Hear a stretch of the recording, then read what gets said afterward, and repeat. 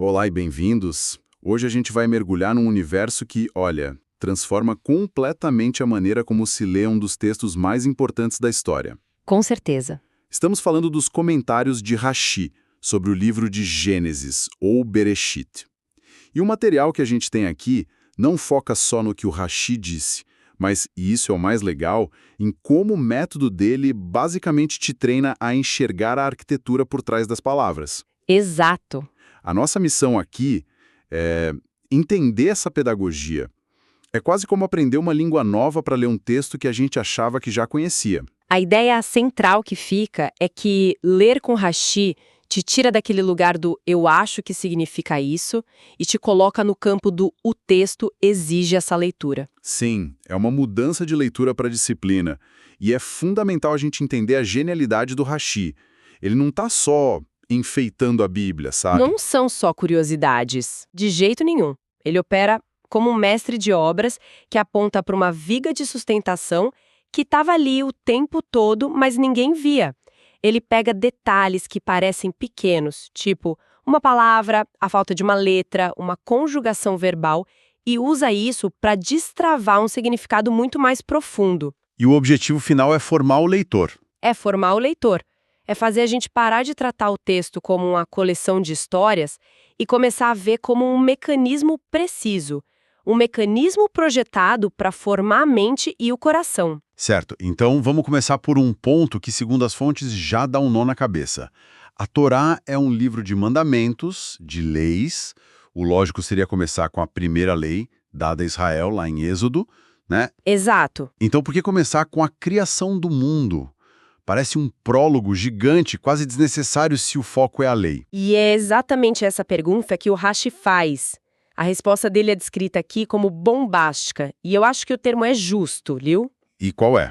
Para Rashi, a Torá começa com a criação para estabelecer um princípio que é a base de tudo que vem depois. Um princípio jurídico e teológico. Propriedade e soberania. Propriedade. Como assim propriedade? Pensa com a gente.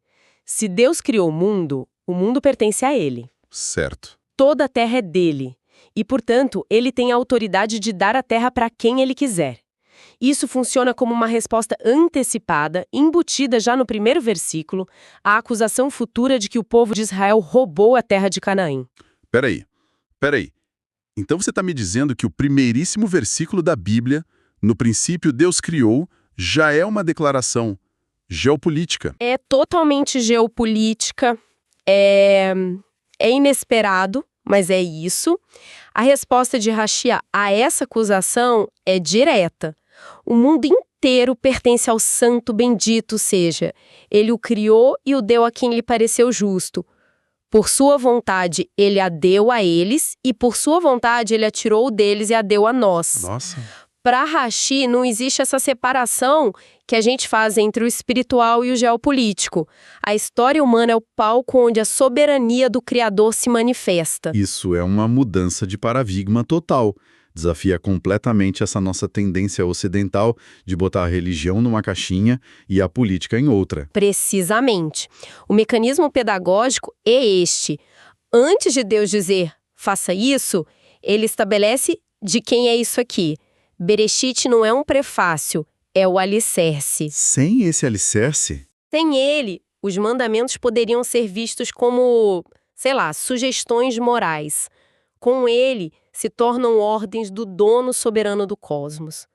Primeiro, Deus ensina uma visão de mundo. Só depois ele entrega os mandamentos que operam dentro dessa visão. Essa ideia de que cada detalhe importa me faz pensar no próprio texto de abertura. Bereshit bara Elohim. A gente traduz como no princípio Deus criou. E parece tão direto. Mas a análise de Rashi que temos aqui mostra que até a gramática hebraica está nos guiando para longe de uma leitura simplista, não é? Exatamente. O Rashi observa um detalhe gramatical que é crucial. A palavra Bereshit está no que os gramáticos chamam de estado construto. O que significa na prática? Significa que ela quase sempre aparece conectada a algo que vem depois. Então, uma tradução mais literal seria algo como, no começo de... A frase completa seria, no começo da criação do céu e da terra por Deus. E qual a implicação disso? Parece uma nuance pequena. A implicação é gigantesca, porque se o texto diz no começo da criação, ele não está tentando responder à pergunta o que aconteceu no minuto zero do universo. A gramática nos impede de forçar o texto a ser um documentário científico sobre a origem de tudo. Entendi. Então o Rashi está basicamente falando, parem de tentar usar este texto como um livro de ciências. A própria linguagem não deixa. Exatamente isso. A gramática funciona como uma cerca de proteção em volta do texto. Ela nos disciplina a fazer a pergunta certa, que não é como isso se encaixa na física moderna, mas sim qual é a intenção teológica do autor aqui. Que é? Estabelecer, desde a primeira frase, um quadro, existe um Criador único e o universo é o resultado da sua vontade ordenada. A gramática vira uma forma de direção espiritual, sabe? E essa intenção parece ser bem específica. Se não é sobre cronologia, é sobre o quê? O material aponta que Rashi vê um propósito muito claro, conectando a palavra Reshit, que é princípio, a outras duas coisas, a Torá e Israel. Sim, essa é outra virada mental poderosa. Rashi argumenta que o mundo foi criado por causa de alguma coisa. É uma leitura teleológica, focada no propósito. E esse propósito seria? Ele cita outros versículos onde a palavra Reshit é usada para descrever a Torá e o povo de Israel, ambos vistos como as primícias da intenção de Deus. Na visão dele, o universo não é um palco neutro, assim, aleatório. Ele foi estruturado especificamente para a revelação da Torá e para a existência de um povo que viveria essa revelação. Isso muda tudo. O mundo deixa de ser um cenário passivo, onde a história simplesmente acontece, para ser um palco construído para uma peça específica. Exato. A Torá não é um manual que veio depois. Ela é a própria planta baixa do mundo, a lógica que sustenta tudo. E a espiritualidade, então, deixa de ser só ter fé. E passa a ser entrar no propósito para o qual toda a realidade foi desenhada. Isso cria uma base incrivelmente sólida para a gente falar de vocação, de missão, de responsabilidade. Falando na arquitetura da criação, tem um detalhe que sempre gera debate. O plural em Gênesis 1:26. Façamos o homem à nossa imagem. Para um texto tão rigorosamente monoteísta, essa palavra façamos soa como uma anomalia gritante. Como o Rashi lida com isso? Porque parece um risco teológico enorme. E é um risco, e o Rashi não foge dele. Ele encara o problema de frente. Ele reconhece que, sim, os hereges poderiam usar esse versículo para argumentar a favor de múltiplos deuses. Mas, segundo Rashi, a Escritura não evita essa aparente brecha. Por quê? Porque a lição contida nela é mais importante que o risco. E qual seria essa lição? Humildade. Rashi explica que Deus, o maior, estava se dirigindo ao seu tribunal celestial, aos anjos os menores. Mesmo não precisando da ajuda deles, eles os consulta como um modelo de liderança. A lição é que, se até o Criador do universo consulta seus subordinados, quanto mais um líder humano deveria fazer o mesmo? Mas isso não é arriscado demais? Ensinar humildade ao custo de potencialmente confundir o leitor sobre um pilar teológico tão central, por que correr esse risco? É um risco calculado, e o que é fascinante, como Rashi aponta, é que o próprio texto oferece a correção doutrinária imediatamente. Ah, é? Sim, logo em seguida, o versículo não diz "e eles criaram", mas sim "e Deus criou", no singular, o homem à sua imagem. O texto nos ensina uma lição de caráter e, na mesma respiração, protege a verdade teológica. Uau! É uma demonstração da robustez do texto, sabe? Ele não teme perguntas difíceis porque ele mesmo contém as respostas. Essa ideia da humanidade sendo criada à imagem de Deus nos leva direto ao seu papel no mundo. Gênesis diz que a gente recebeu o mandamento de dominar a terra. Hoje, essa palavra pode soar agressiva, né? Quase como um convite à exploração. A análise de Rashi que a gente tem aqui complica essa ideia, certo? Não é um cheque em branco. De forma alguma. Rashi analisa a palavra hebraica veirdu e dominem e aponta uma dualidade fascinante na raiz dela. Qual? A raiz pode significar dominar, radar, mas também pode estar ligada a descer ou cair, yarad. Então a mesma palavra carrega em si a ideia de governo e a de queda. Exatamente. E a teologia que o Rashi extrai disso é profunda. A autoridade humana sobre a criação é condicional Condicional aqui. ao estado moral da humanidade. Se o homem merece, se ele está alinhado ao propósito do Criador, ele governa. Se ele peca e se desconecta dessa fonte de autoridade, ele cai de sua posição e se torna subserviente às próprias criaturas que deveria governar. O domínio, então, é uma missão que pode ser perdida. Exatamente. O pecado, nesse contexto, não é só um erro, é um ato de destronamento. E esse conceito de destronamento é a introdução perfeita para a história de Caim. Deus o confronta antes do assassinato, com aquele aviso famoso de que o pecado jaz à porta. O que Rashi destaca nessa conversa preventiva? Bom, Rashi reconhece, claro, o conceito do Yetzer Hará, a má inclinação, que é central no pensamento judaico. É uma força real, uma pressão interna que nos puxa para o erro. O pecado está ali, à espreita, como um animal. Mas isso não vira uma desculpa? Tipo, eu tenho essa inclinação, a culpa não é minha. Só sou uma vítima dessa força. E aí que está o ponto crucial da leitura de Rashi. Ele destaca a segunda parte da frase de Deus, que é a mais importante. Mas a você cumpre dominá-lo. O texto reconhece a luta, sim, mas afirma categoricamente a responsabilidade humana. Rejeita qualquer tipo de fatalismo. Existe a pressão do pecado, mas existe também a capacidade dada por Deus para governar essa inclinação. A pedagogia divina é preventiva. E o que acontece em seguida? O texto diz que Caim falou com seu irmão Abel e logo depois o mata. Mas não nos conta o que ele disse. É um silício esquisito, né?